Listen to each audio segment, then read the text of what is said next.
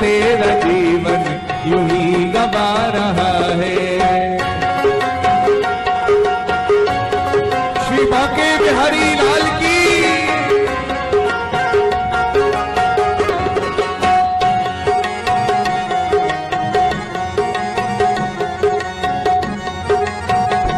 और सपनों की नींद में ही ये रात ढल न जाए, सपनों की नींद में ही ये रात ढल न जाए।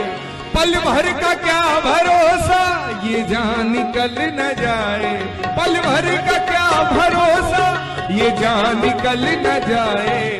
और अभी महाराज जी ने कहा था, गिनती की है ये सांसें यूं ही लुटा रहा है, गिनती की है ये सांसें यूं ही लुटा रहा है।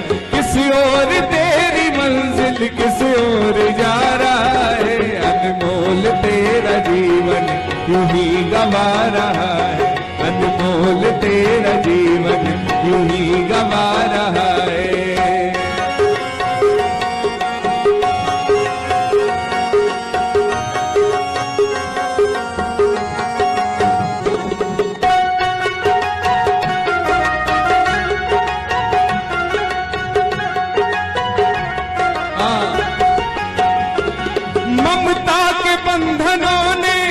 आज तुझको घेरा, ममता के बंधनों ने क्यों आज तुझको घेरा।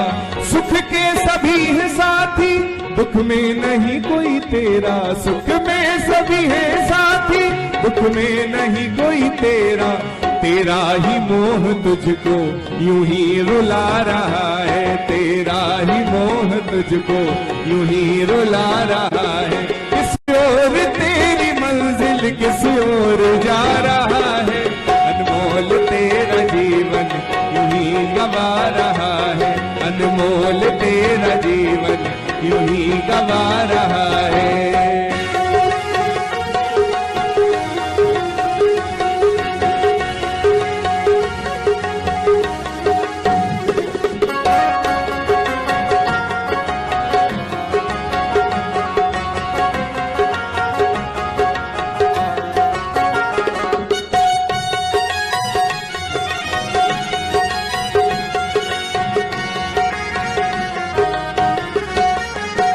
कहते हैं प्रभु जी, जाएगा जब जहां से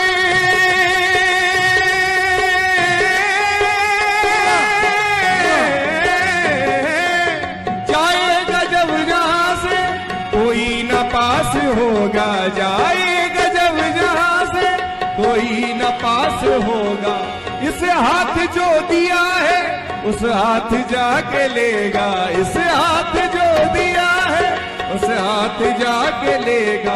कर्मों की है ये खेती तो कर्मों की है ये खेती, फल आज खा रहा है। कर्मों की है ये खेती, फल आज खा रहा है।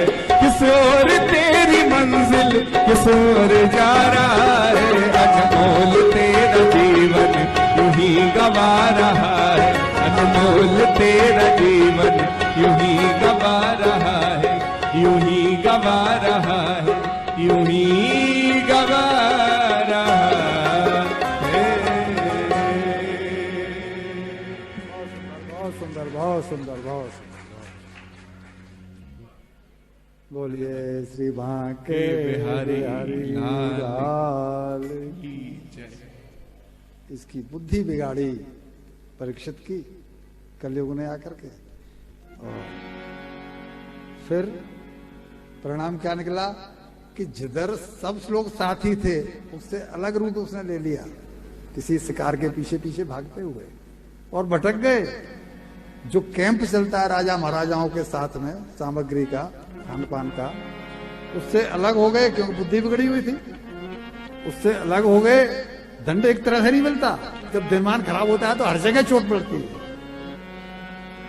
उससे बिछड़ गए, और जब प्यास लगी, भूख लगी, तो संग में कोई नहीं, अकेले रह गए। तो जंगल में भटके, और वहां एक समीक मुनि का आश्रम था।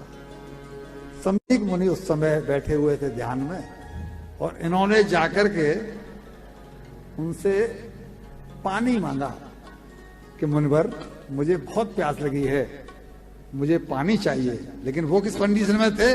शांत मीलित लोचन, शांत आत्मा, उनके नेत्र बंद है, लोचन नेत्र, उनके नेत्र बंद हैं, शांत आत्मा, और वो भगवान के ध्यान में बैठे हुए। अब जब व्यक्ति ध्यान में बैठा है तो कोई राजा पानी मांग रहा है, उनको कैसे मालूम पड़ा?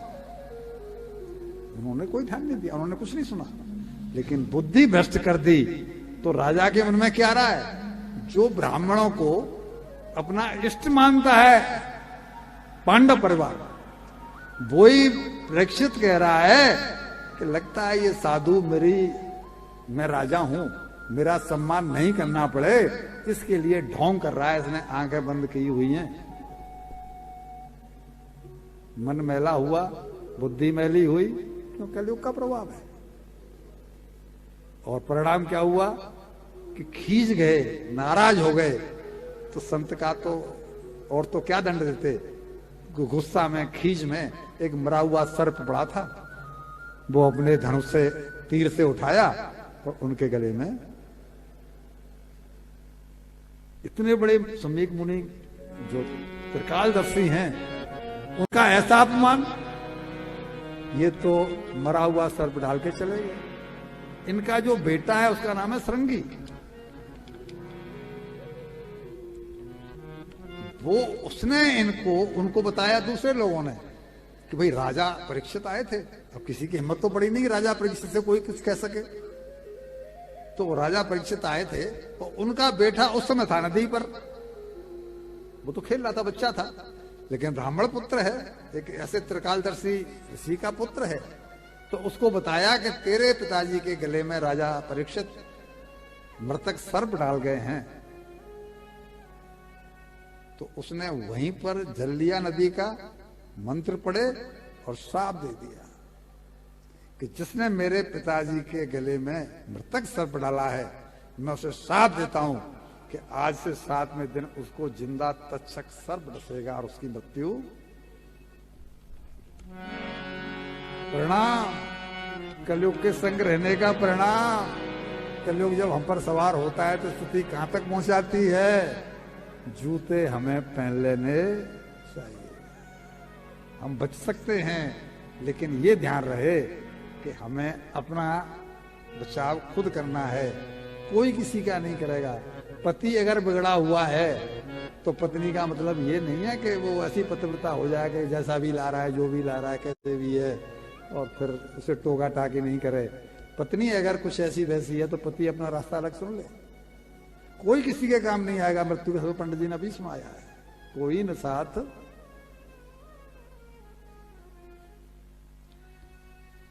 को कहता है संगी कि मेरे पिताजी तो समाधि में थे, नशा समाधि रोज से, और उसको लगा कि मेरे पिताजी ढोंग कर रहे हैं। ये उसका दुर्भाग्य है कि वो संत की कद्र नहीं कर पाया। तो उन्होंने क्रोध में कहा, इति लंगति मर्यादम, राजा की मर्यादा है कि वो संत महात्माओं का पालन करे, सम्मान दे, उनके भोजन का इंतजाम करे, उनके रहने का इंतजाम करे। बनियों के बारे में क्या कहा जाता है? बनियों की ये मर्यादा है कि वो कहीं पर अगर कोई भूखा देख रहा है, बनिए साहूकार है, सेठ है, लाला है, उनका ये फर्ज बनता है कि गांव के बाहर कोई मंदिर है, बनिए से मतलब व्यापारी, गांव के बाहर कोई मंदिर है और कोई साधु आया है तो कम से कम भोजन का इंतजाम तो करे। साधु की तो फैक्ट्री चल नहीं रही है, साधु तो भोजन की सामग्री साथ लेके चलता नहीं। उसी तरह ये राजा है, इसको तो उनका सम्मान करना चाहिए। इतनी लंघितम मर्यादा, इसने मर्यादा का उल्लंघन किया है, तो मैं साथ देता हूं तक्षक है सप्त में, आज से 7वें दिन उसको तक्षक नाग डस लेगा। अब हमारा आपसे